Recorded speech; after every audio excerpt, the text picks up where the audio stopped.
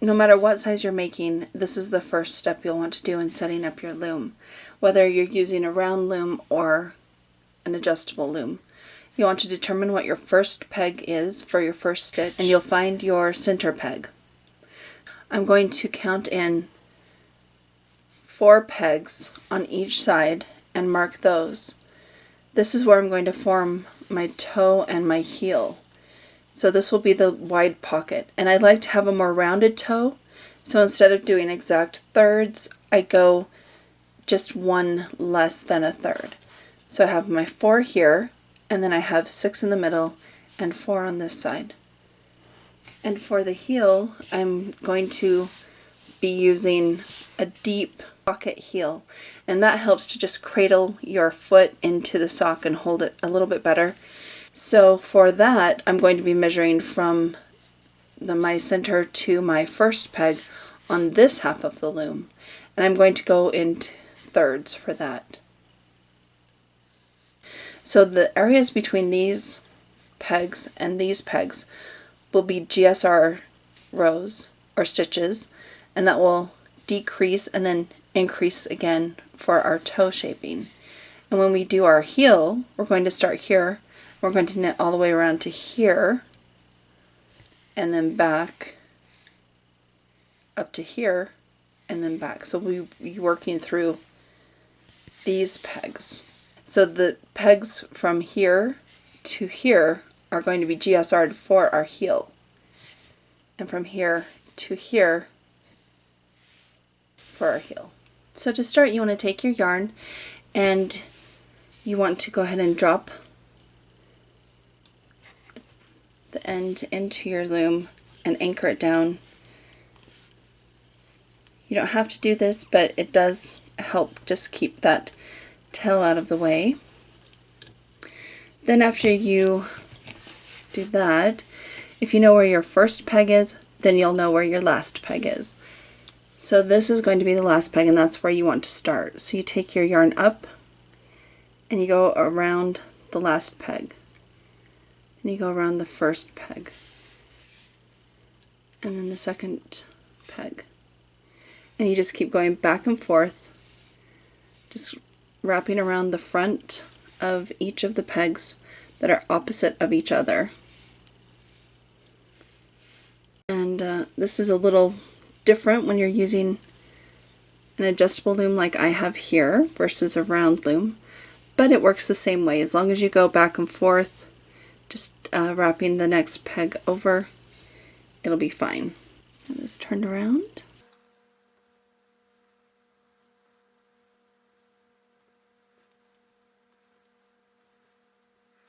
Okay.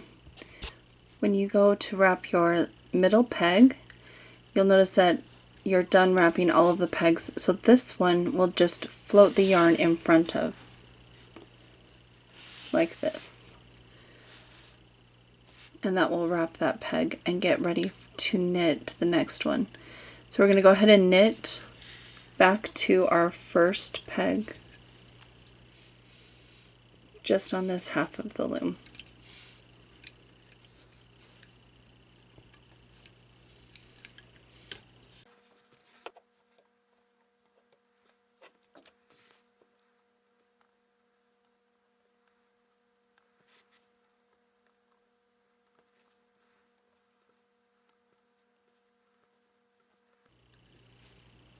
And here we are to the last peg.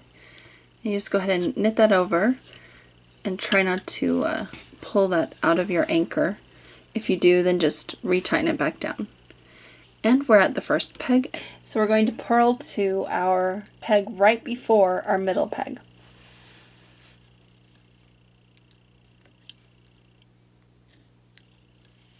And every time we work in this direction, we'll be purling.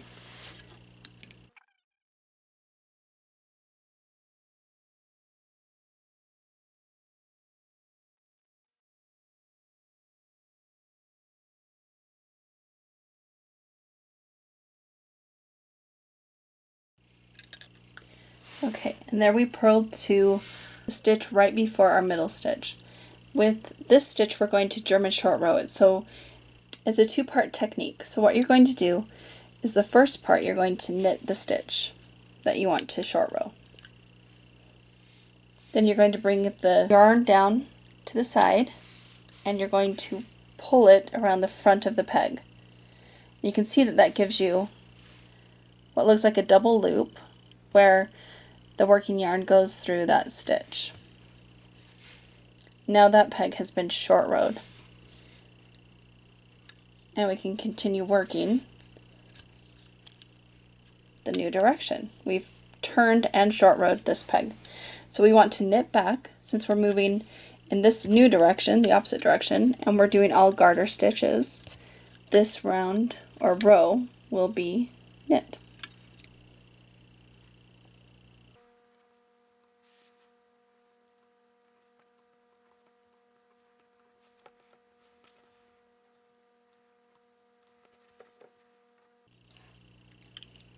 And we're back to our first peg, and the first peg is the one we want to short row.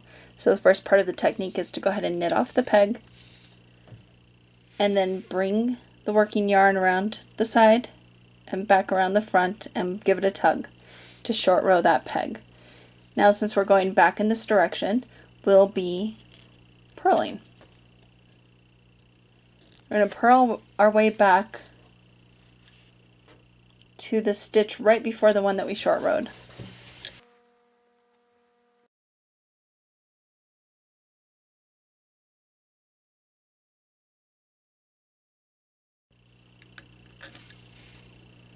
This is the stitch that we short rowed the last row, so now we're going to short row the one right before it.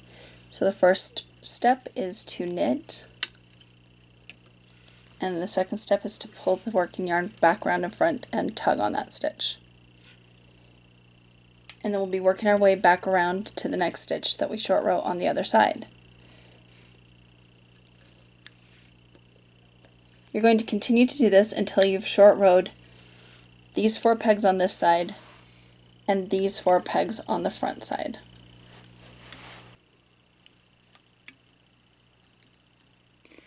And now that's the last one short rowed on this side. So now it's time to increase. So what we're going to do is knit back and knit off our last one that we short rowed on this side. And then when we come back, we'll knit off the last one we did on this side. And back and forth until all of them have been knit off.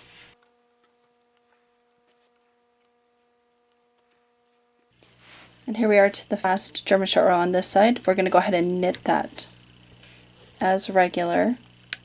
And the short rowed ones are a little bit tighter, so it might take a little work to get those over. And then we're going to come around the back of the peg, not around the front again, but around the back. We're going to knit back.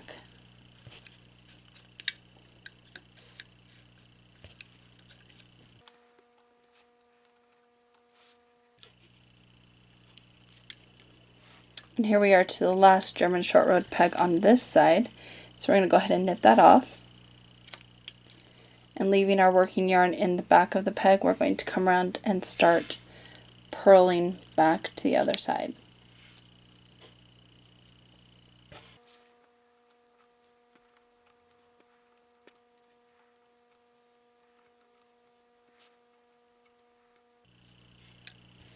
And here we are to the next one. We're going to go ahead and knit that over.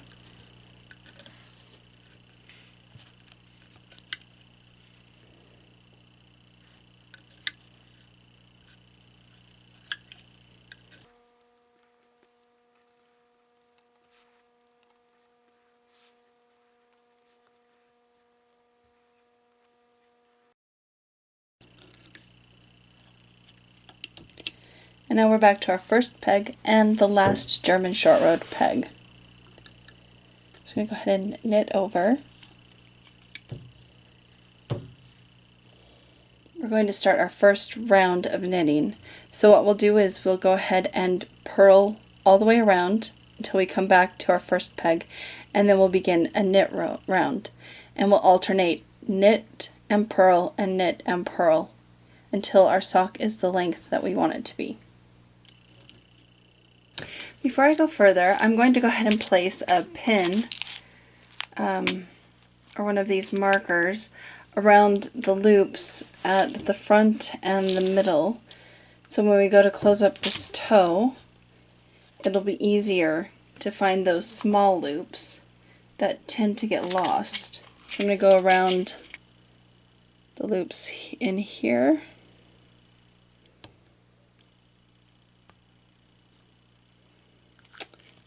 And between the first and last. It's optional, but it does help me to keep track of those tiny loops at the edges. Okay, I'm going to continue to purl this round.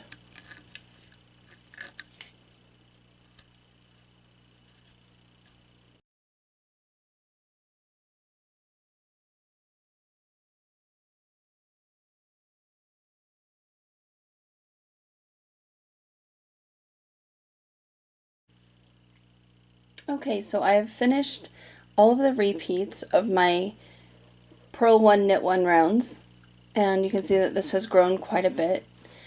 And now it's time to begin the heel. And we're going to make the heel just like we did the toe, through decreasing and increasing using German short rows. So we're going to go ahead and start on peg 1.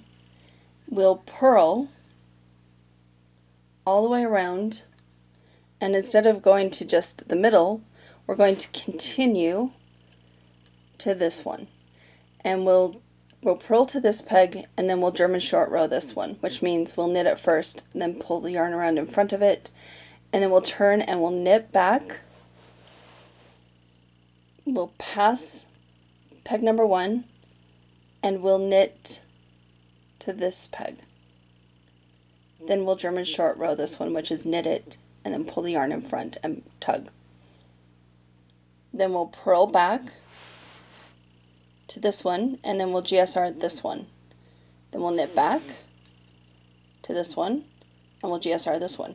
And we'll continue to do that until we've put German short row stitches on these pegs on this side and on these pegs on this side.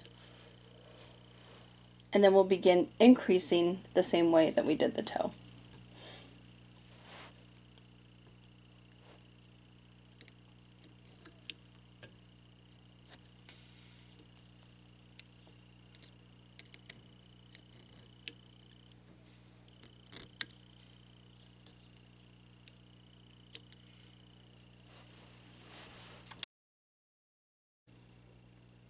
Okay, I've finished forming the heel, so I have decreased and then increased, and then I purled back so that I'm ready to start working again in the round with peg number 1.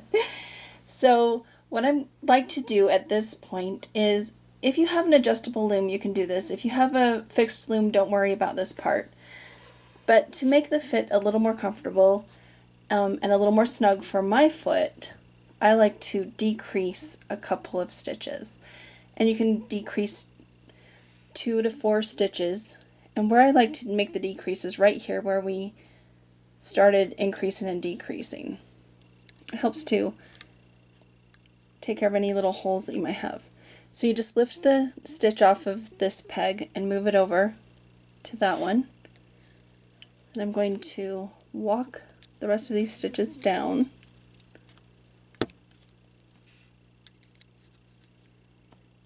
Then you can go underneath or to the sides or wherever your sliders are set up and just loosen that up so that it can move around a little bit more easily. I'm going to move this over and start moving stitches over from the sliders.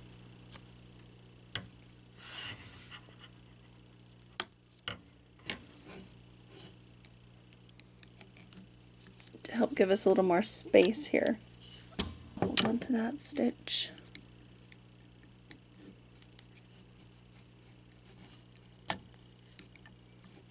That stitch here. This can be a bit fiddly when you're not decreasing exactly where the sliders meet, but that's okay. We'll work with it. So now that should give us enough leeway or ease inside of those stitches to do what we want to do, which is basically put this stitch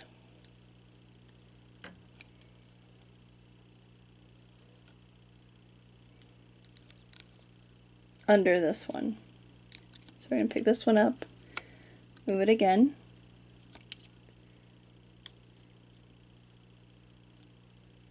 and we're going to pick this one up and put this one on this peg and put this one on this peg. I know that's kind of a bit fiddly, but so if you visualize it, we moved this one on top of this one, and we moved this one on top of this one, and then we're sliding everything else down. And you can see that now all of the other stitches are in place. We can just tighten that back up. Make sure that it's lined up with the row, with the other stitches, and we can tighten it back up.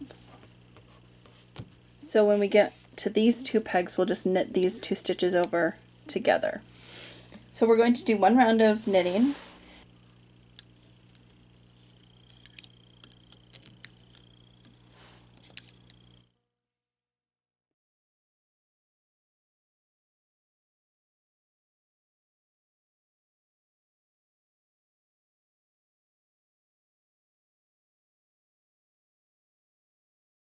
And now it's time to bind off. So I wrapped the working yarn around my pegs that I used 3 times, and then you can just go ahead and snip that and then unwrap it. And we want to do a stretchy bind off. And the way I like to do this is you take your tail, and you can do this with a tapestry needle or your hook. I prefer the hook. And so you're going to go into you're going to skip your first stitch, go to the next stitch, and you're going to go up through your loop, grab your tail, and bring it all the way through, all the way down through. So if you're using a tapestry needle, just insert your needle straight down and pull it through. Then we're going to go over to our skipped peg, which is the first peg, and we're going to scoop down as if to purl, pick up that tail, and pull it all the way through. So again, if you're using a tapestry needle, you would simply go up and through these stitches. Okay, so we carry on. We're going to skip a peg, go in and scoop down to pull that yarn, that tail down through it. Then we're going to go over to the one that we skipped, go in like to purl, grab our tail, and pull it all the way through that stitch. Again, we skip a peg, we go to the next peg, scoop down to pull the tail through, go to the one we skipped, go in as if to purl, scoop up that tail, and pull it through.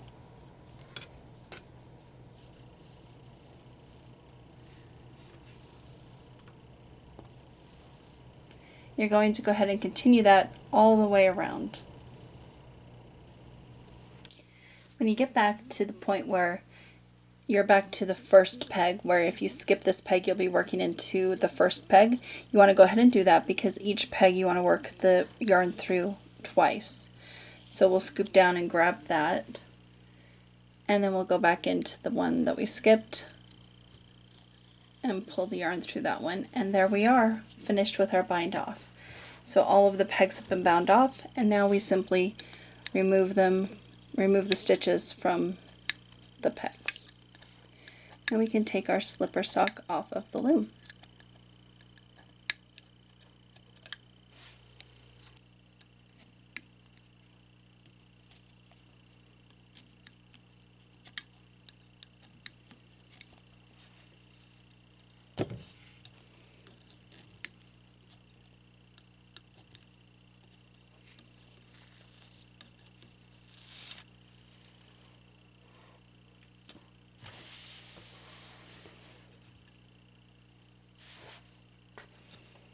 And this is what it looks like coming straight off of the loom.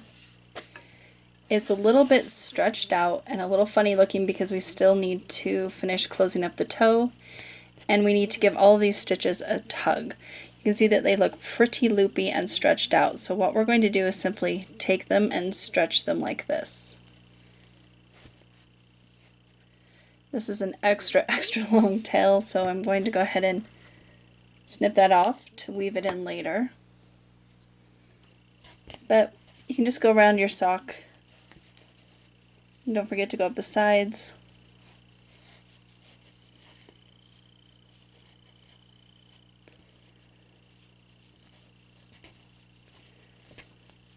And across the back. And you can see how it's really starting to stretch out quite a bit bigger than it was when we took it off the loom at first. It's turned into a nice little slipper sock for us with all of those stitches stretched out and put into place.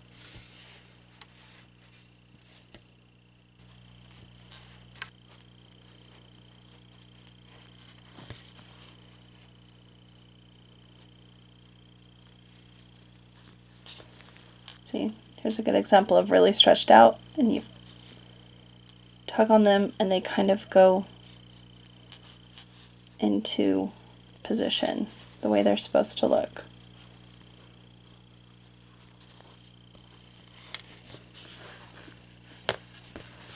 So this is looking more like the stocking that we want,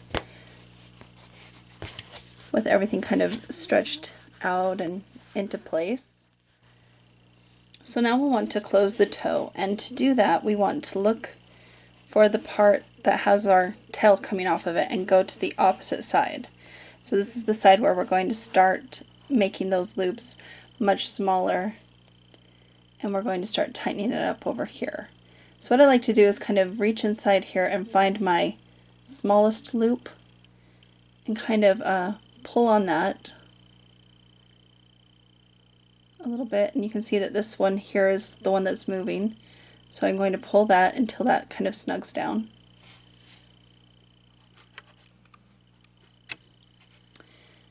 And then since I pulled out this way, I'm going to pull on the top, and that will show me the next one that needs to be pulled from the bottom.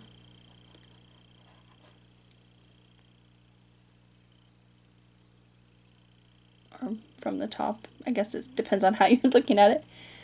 Then since I pulled on this part of the loop, I'm going to pull on this part to find my next one.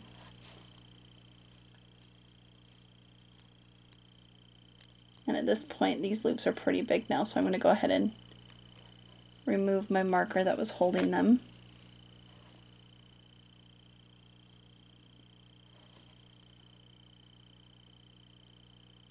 You can see that this one's moving, so I need to pull this out.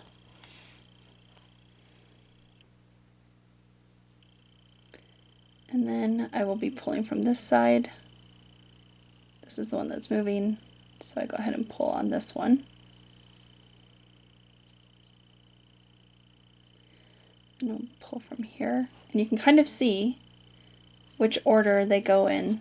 They're pretty easy to find.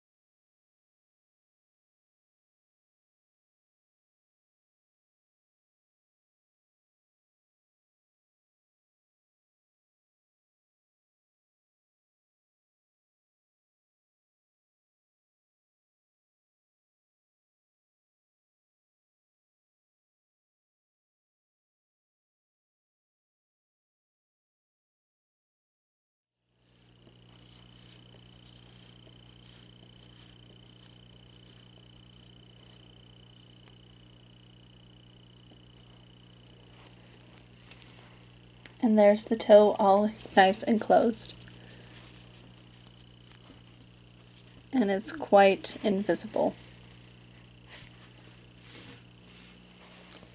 So as with the bind off, I like to go ahead and just cut a portion of this tail off and take the rest of all of this cast on tail to the side, and then I'll be able to use just this part to weave in.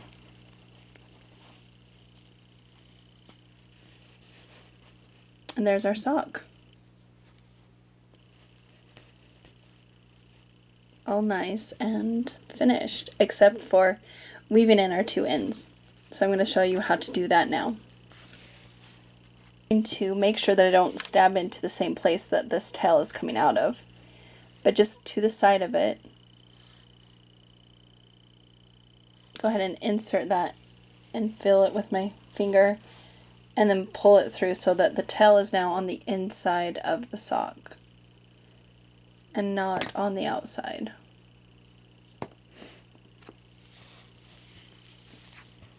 And then we can go ahead and put the sock inside out, which is pretty much exactly the same as the outside. If you like your outside better, I guess you could just use that. Into these back loops.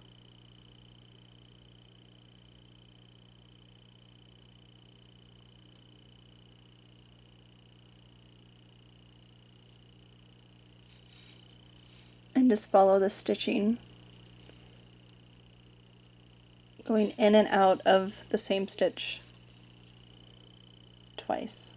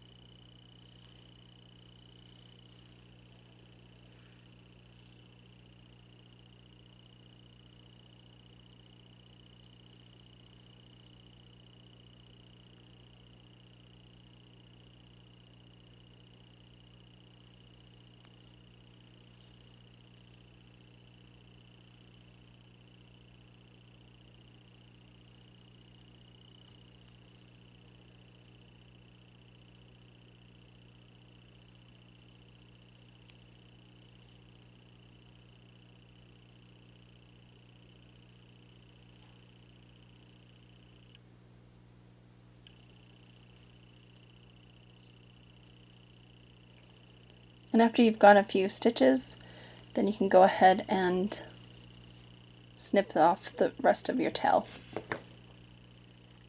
You don't want to pull that too tightly when you're weaving in, otherwise you're going to end up with squished up stitches, which isn't a good look.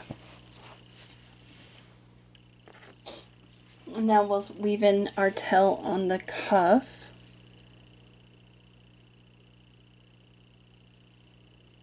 Go ahead and put our tapestry needle onto the yarn.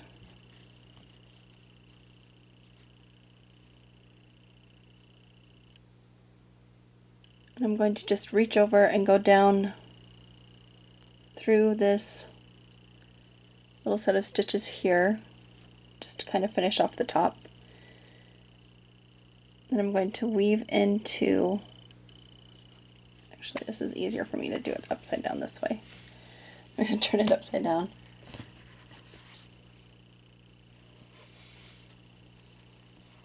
There we go. I'm going to just weave in to the backs of these loops here.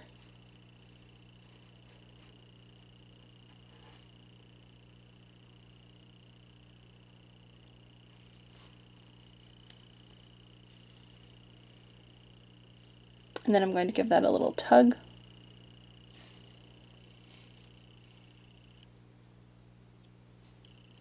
Go up into this stitch and back down out of this one, and then weave into the stitches next to it.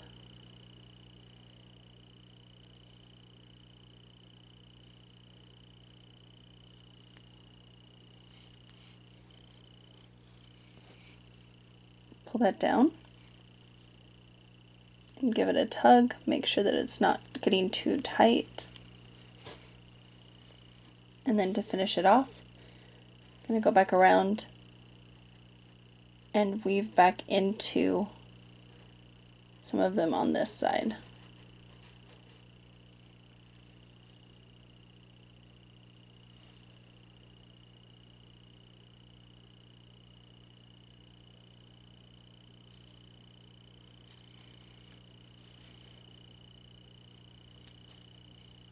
And that's pretty well anchored in there, even with this yarn that's kind of slippery. And I can snip that off.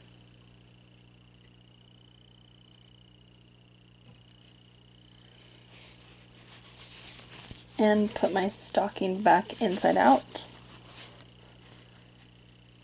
Or right side round, I guess.